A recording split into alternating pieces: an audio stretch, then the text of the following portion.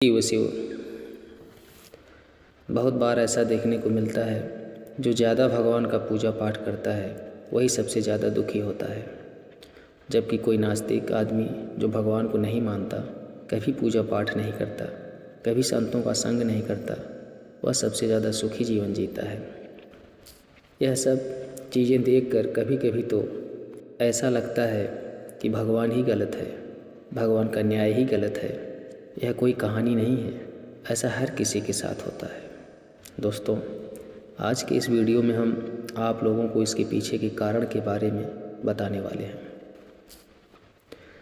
भगवान श्री कृष्ण ने स्वयं इसका उत्तर दिया है। आखिर ज़्यादा पूजा पाठ करने वाले लोग दुखी और परेशान क्यों रहते हैं? इसका उत्तर भगवान श्री कृष्ण ने श्रीमद् भागवत गीता के माध्यम से बड़ी स्पष्टता के साथ बताया है। तो चलिए फिर शुरुआत करते हैं। आप सभी का ब्लिस मंत्रा चैनल पर बहुत बहुत स्वागत है।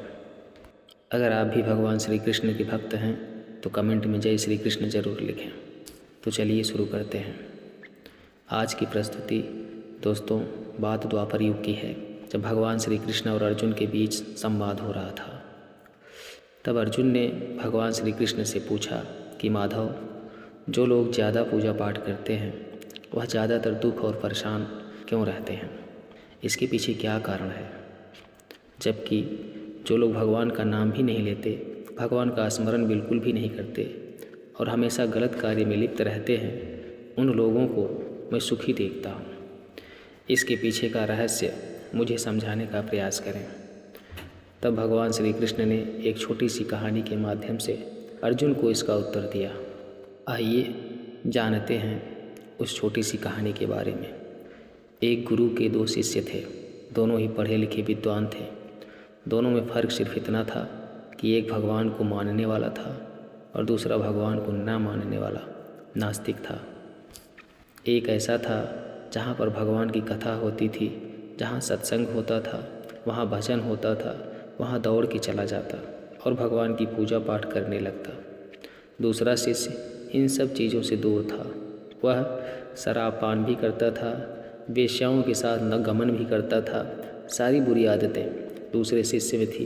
एक दिन क्या हुआ, एक शिष्य शराब पीकर बोलते हुए रास्ते में पैदल चलते हुए अपने घर को जा रहा था। अचानक उसको रास्ते में पैसों से भरा एक बैग मिल जाता है।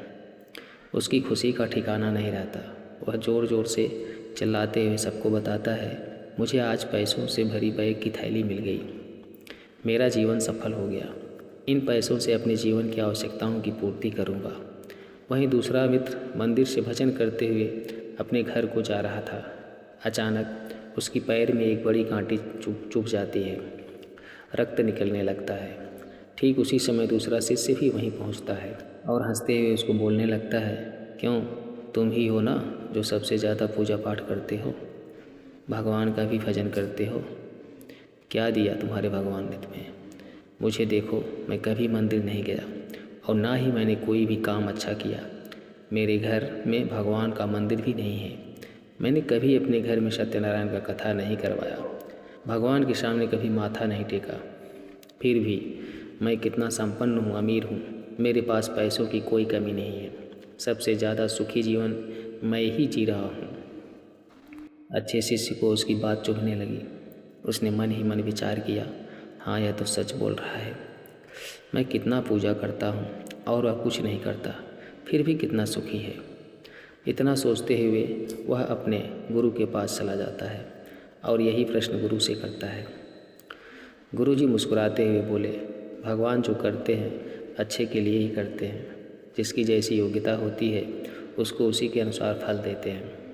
अब तुम्हारे प्रश्नों का उत्तर तुम जानते हो। भगवान ने तुम्हारे पैर में ही क्यों कांटे चुभोए और उसको पैसे से भरी हुई बैग क्यों मिली?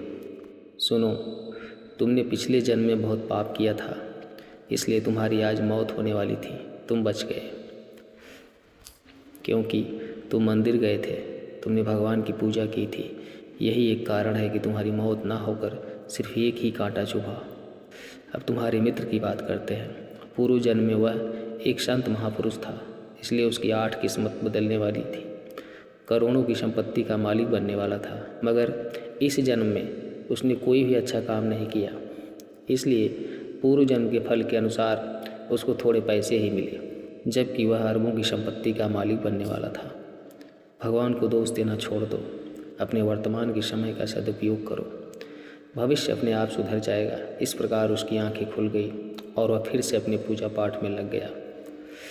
जब हम प्रार्थना करते हैं तो ईश्वर हमारे कहने से ज़्यादा सुनता है। जितना हम पूछते हैं उससे ज़्यादा जवाब देता है। जितना हम कल्पना करते हैं उससे ज़्यादा अपने समय में और अपने तरीके से देता है। समय का चक्र बहुत तेज चलता है, इसलिए ना तो बल का अहंकार करें, ना ही अपने धन का। जीवन में वाणी को संयम ही रखना अनिवार्य है, क्योंकि वाणी से दिए हुए घाव कभी भरे नहीं जा सकते। जीवन में कभी मौका मिले तो किसी के लिए सारथी बनना, स्वार्थी नहीं। जैसे पानी को अगर दूध में मिलाया जाए तो वह दूध की तरह हो जाता है, यदि यही पानी अगर कीचड़ में मिलाया जाए तो कीचड़ बन जाएगा। हमेशा वह काम करें जो सही है, वह ना करें जो आसान है। करीबी और गरीबी का सिखाया हुआ सबक इंसान को अंदर से बदलने पर मजबूर कर देता है। जिस तरीके से बात करते हो उस तरीके से सुनना भी पसंद करो।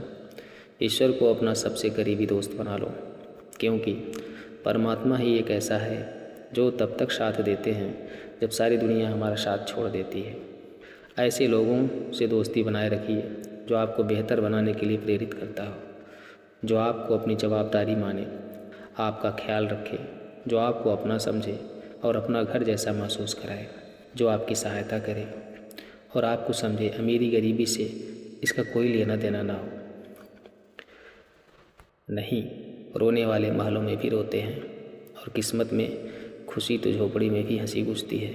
विश्वास में वह शक्ति है जिससे उजड़ी हुई दुनिया में खुशियाँ लाया जा सकता है। विश्वास पत्थर को भगवान बना सकता है और विश्वास भगवान के बनाए इंसान को पत्थर दिल बना सकता है। किसी की यादों में घुट घुट कर मरने से अच्छा है कि आप अपनी ताकत को अपने लक्ष्य पर लगाओ और इतने सफल बन जाओ कि एक दिन आपको छोड़ने वाला पछताने लगे। कामयाब व्यक्ति की चमक लोगों को दिखाई देती है। उसने कितने अंधेरे देखे हैं यह कोई नहीं जानता। यदि सपने सच नहीं हो रहे हों तो रास्ते बदल लो, सिद्धांत नहीं। तो दोस्तों, आज के लिए बस इतना ही।